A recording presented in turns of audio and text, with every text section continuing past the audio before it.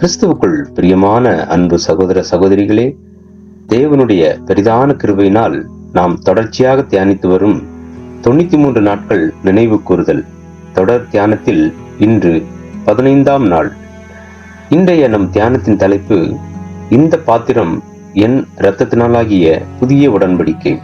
அன்பானவர்களே, இயேசு கிறிஸ்து தனது இறுதி பந்தியின் போது லூக்கா 22ஆம் அதிகாரம் 20 இந்த பாத்திரம் உங்களுக்காக சிந்தப்படுகிற என்னுடைய இரத்தத்தினாலாகிய புதிய உடன்படிக்கையாய் இருக்கிறது என்றார். வேதாகமத்தின் அடிப்படையில் இரத்தம் என்பது மரணத்தில் இழக்கும் ஜீவனை குறிக்கிறது.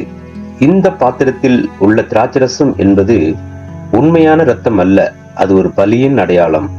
இது தேவன் மனிதர்களோடு செய்து கொண்ட புதிய உடன்படிக்கையை உறுதிப்படுத்தி அதை முத்திரையிடுகிறது.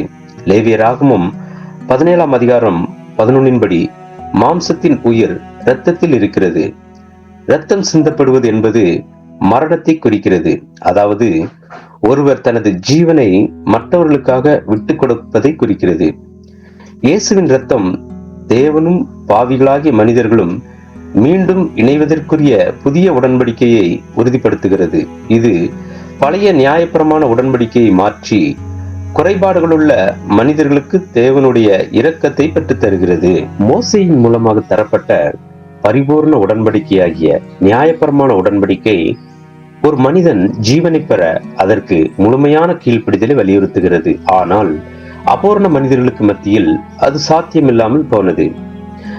அதற்கு பதிலாக வந்த புதிய உடன்படிக்கை கர்த்தர் இயேசுவின் இரத்தத்தின் மூலம், அதாவது ஒரு மத்தியஸ்தரின் மரணத்தின் மூலம் பாவத்திலிருந்து அனைவருக்கும் மன்னிப்பு கிடைக்கிறது.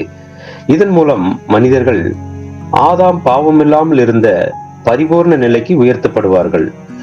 கண்ணுக்கு தெரிகிற ராஜ்யத்தில் தேவன் தமது பிரமாணங்களை மனிதர்களின் இருதயங்களில் எழுதுவார் என்று எபிரேயர் 8ஆம் அதிகாரம் 10 முதல் 12 வரை விளக்குகிறது. இயேசு, நீங்கள் எல்லோரும் இதிலே பானம் பண்ணுங்கள் என்று கூறினார். இதை நாம் மத்தேயு 26ஆம் அதிகாரம் 27 வாசிக்கிறோம். இது சபை கிறிஸ்துவின் துன்பங்களில் பங்கு பெறுவதற்கான அழைப்பாகும். கொலைசெயர் 1ஆம் அதிகாரம் 24 இந்த பாத்திரம் என்பது கிறிஸ்து அனுபவித்த துன்பங்களில் குறைவானதை சபை தன் சக அங்கங்களுக்கு தன்னுடைய சரீரத்தில் நிறைவேற்றுவதை குறிக்கிறது. இந்த அழைப்பு இப்போது சபைக்கு மட்டுமே, உலகத்திற்கு இன்னும் வழங்கப்படவில்லை.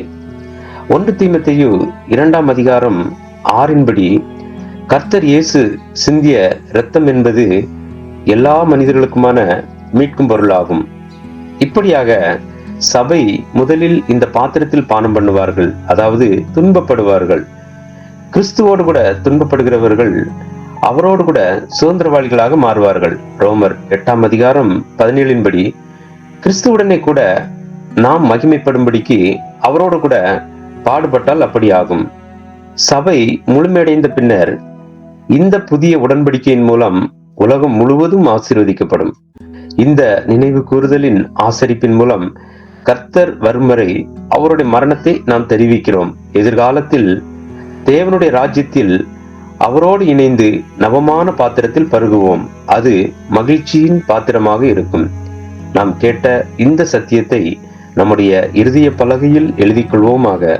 தேவ கிருபையும் இரக்கமும் தொடர்ந்து ஒவ்வொரு நாளும் நம்மை வழி நடத்துவதாக. அன்பு சகோதர சகோதரிகளே, நமது 93 நாட்கள் தொடர் தியானத்தில் நாளைய நமது தியானத்தின் தலைப்பு, கர்த்தர் வருமளவும் அவருடைய மரணத்தை தெரிவிக்கிறீர்கள். இதற்கான ஆழமான சத்திய விளக்கத்தோடு நாளை நாம் சந்திப்போம். கிறிஸ்துவுக்குள் பிரியமான சகோதர சகோதரிகளே, இதுபோன்ற அநேகம் ஆழமான சத்தியங்களை முழுமையாக பார்க்க நமது சத்திய கருவூலம் யூடியூப் சேனலை சப்ஸ்கிரைப் செய்து பயன்பெறுங்கள்.